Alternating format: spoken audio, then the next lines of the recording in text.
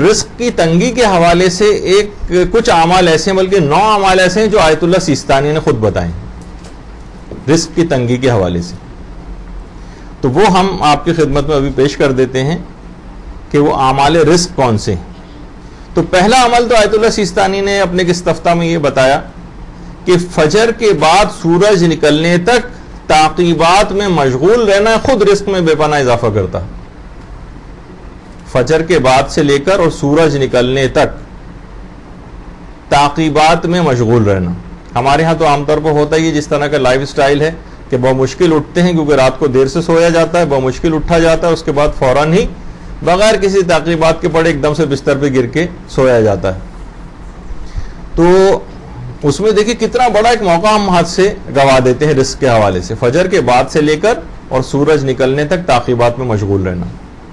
پھر اس کے بعد آقا سیستانی نے ایک دعا ذکر کی ہے. نہیں، اس میں ہاں ایک بات اور بتا دی جائے آپ کے لیے. ویسے تو سورہ واقعہ بھی اس سلسلے میں ہے، یہ آقا سیستانی نے خود بھی ذکر کی ہے، اور یہ آیت اللہ حسن زادہ عاملی نے بھی ذکر کی. آیت اللہ حسن زادہ عاملی نے، بلکہ انہوں نے تو یہاں تک یہ اس سلسلے میں فرمایا کہ سورہ واقعہ کا ایک دوسرا نام ہے سورہ غنی. آیت اللہ حسن زادہ عاملی نے کہا کہ سورہ غنی پڑھی جائے. علم میں بھی اور عقل میں اضافے کے لیے بھی، فقط عام روزیوں میں اضافے کے لیے بھی نہیں ہے کہ مثلا ہم صرف مال و دولت کے لیے سورہ واقعہ پڑھیں. نہیں، علم میں اضافے کے لیے اور عقل میں اضافے کے لیے بھی کہا کہ سورہ غنی پڑھیں، جو کہ سورہ واقعہ ہی کا دوسرا نام.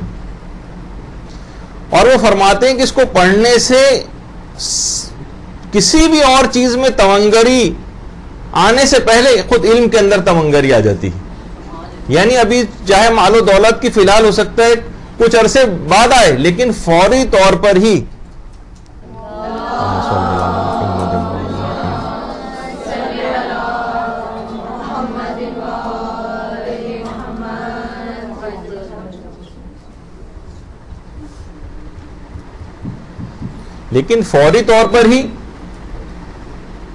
کسی اور چیز کے تونگری میں آنے سے پہلے ہی خود علم اور عقل کے اندر تونگری آ چکی ہوتی. تو یہ ایک بہت اہم بات ہے. لیکن بہرحال جو چیزیں آقا سیستانی نے بتائی ہیں، تو ایک تو وہی فجر کے بعد سورج کے نکلنے تک کا جو وقت ہوتا ہے اس میں تعقیبات میں مشغول رہنا، اور دوسری ایک دعا ہے جو سجدے میں پڑھی جاتی ہے. آقا سیستانی نے اس کا بھی الگ سے تذکرہ کیا ہے. یا خیر المسئولین و یا خیر المعطین ارزقنی وارزق عیالی من فضلک الواسع فإنک ذو الفضل العظیم. اور یہ مشہور ترین بھی ہے، شاید مفاتی کے اندر بھی آپ کو مل جائے گی. بہرحال یہ ایک دعا ہے الگ سے جو رزق کے سلسلے میں خود آقا سیستانی نے ذکر کی. اس کے علاوہ خود سورہ، ایک تو یہی سورہ واقعہ تو ابھی آپ نے سن ہی لیا. اس کے علاوہ ہر جمعے کو آقا سیستانی فرماتے ہیں سورہ صافات کا پڑھنا یہ رزق میں بے پناہ اضافہ کرواتا ہے. ہر جمعے کو سورہ صافات پڑھنا، سورہ صافات. اسی طریقے سے فرماتے ہیں کہ روز جمعہ ناخن اور مردوں کے اعتبار سے بھی ایک حکم ہے کہ مثلا اپنی مونچھوں کے بال وغیرہ کاٹنا.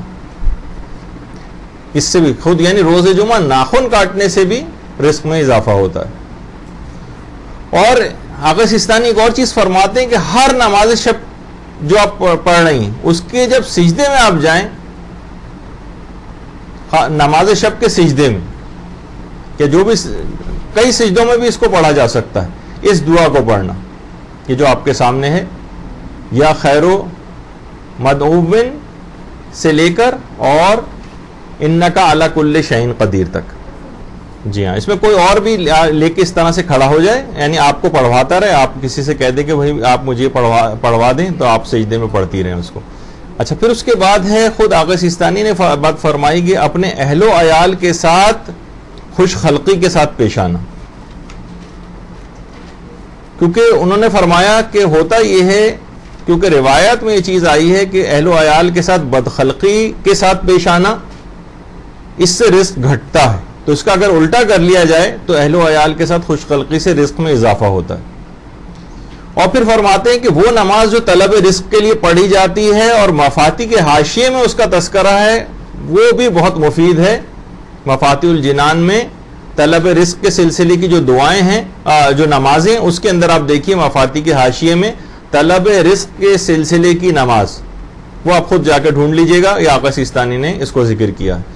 اور ایک دعا اور ہے، یا رازق المقلین و یا راحم المساکین والی دعا. اکفینی ما اہمنی تک جو ہے، کہ اگر چاہیں تو ابھی اس کو فوراً جلدی جلدی لکھ لیں، ورنہ انہوں نے کہا کہ یہ بھی اس کو روزانہ پڑھنا ایک دعا ہے کہ جو روزانہ اگر پڑھی جائے تو یہ بہت زیادہ اہم اور مجرب ہے رزق کے سلسلے میں. تو جو لوگ پریشان ہیں ان کے لیے یہ کچھ اعمال ہیں خصوصی طور پر جو آقا سیستانی نے اپنے استفتاح میں ذکر کی. اچھا اب دیکھیے ان دعاؤں کی بڑی اہمیت ہے. آقا سیستانی سے ایک سوال یہ بھی کیا گیا کہ دعا کی قبولیت کی کیا شرطیں، دعا کی قبولیت کی، کہ آیت اللہ سیستانی نے بڑا ایک عجیب جواب دیا.